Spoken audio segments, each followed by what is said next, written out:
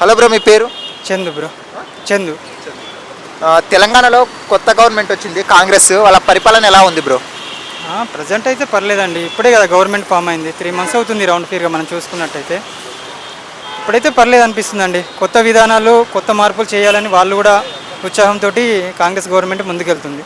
6 గ్యారెంటీలు ఇచ్చారు కదా, అది కరెక్ట్ అంటారా?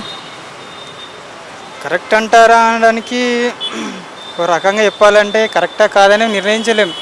ఎందుకంటే 6 గ్యారెంటీలు అమలు చేయకపోతేనేమో ఇచ్చిన హామీలు అమలు చేయాలని ప్రతిపక్ష వాళ్ళు అంటారు. వాళ్ళు అవి అమలు చేయాలంటేనేమో సాధ్యం కాని పనులు.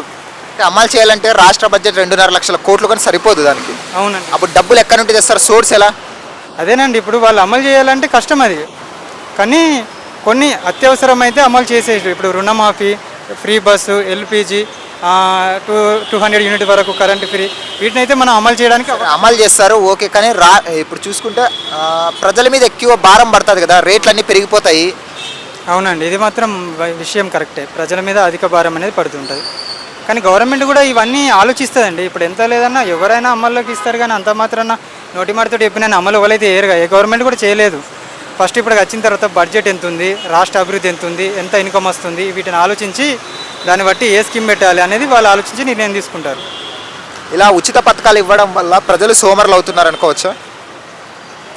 కొన్ని ఉచిత పథకాల వల్ల సోమరితనం అనేది పెరిగిపోతుంటుంది. రాష్ట్ర బడ్జెట్ అధికంగా భారం కూడా పడుతుంది. ప్రతి వ్యక్తి పైన తలసరి ఆదాయం కూడా పెరుగుతూ ఉంటుంది భారం. రేవంత్ రెడ్డి గారు 5 సంవత్సరాల పాటు తన గవర్నమెంట్ని కాపాడుకుంటారా, లేక మధ్యలో ఏమైనా కూలిపోయే అవకాశం ఉందా? ఇప్పుడున్న పరిస్థితులు అయితే అలాంటి జరిగే పరిస్థితి లేదని మాకు అనిపిస్తుంది. ఎట్టి పరిస్థితుల్లో కాంగ్రెస్ గవర్నమెంట్ కూలిపోదు. ఇప్పుడు టీఆర్ఎస్ పరిపాలన చూస్తారు గతంలో 10 ఏళ్ళు, ఇప్పుడు కాంగ్రెస్ది చూస్తున్నారు. కంపేర్ చేస్తే ఎవరిది నచ్చింది బాగా? అంటే ఈ గవర్నమెంట్ వచ్చి కేవలం 3 months అయింది కదండి. మనం దీని గవర్నమెంట్ పాలన విధానం ఇంకా ఏందనే విషయాలు ఇంకా ఎవరికి ఇంకా తెలియదు కదండి. ఓన్లీ 3 monthsనే మనం డిసైడ్ చేయలేం ఏ గవర్నమెంట్నైనా. 6 months నుంచి 1 year అయితే మనకు అర్థమైపోద్దండి. అసెంబ్లీ ఎలక్షన్స్ అయిపోయినాయి, నెక్స్ట్ ఎంపీ ఎలక్షన్స్ వస్తాయి. ఎంపీ ఎలక్షన్లో ఏ పార్టీది ఎక్కువ హవా కనిపిస్తుంది ఇక్కడ? ఇప్పుడైతే రెండే అండి. ఎంపీ ఎలక్షన్లో తెలంగాణలో చూసుకుంటే మనకు బీజేపీ అండ్ కాంగ్రెస్ మధ్యనే ఉంటుందండి. టీఆర్ఎస్ అంతగా లేదు, ఉంటే 1-2 సీట్లు రావచ్చు అంతే టీఆర్ఎస్ వాళ్ళకి.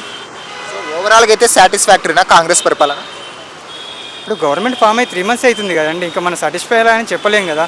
ఇంకా విద్యార్థుల సమస్యలు ఉన్నాయి. ఇప్పుడు నెక్స్ట్ విద్యార్థులకు నోటిఫికేషన్ రావాలి, ఇవన్నీ ఉన్నాయి కదా, జాబ్స్.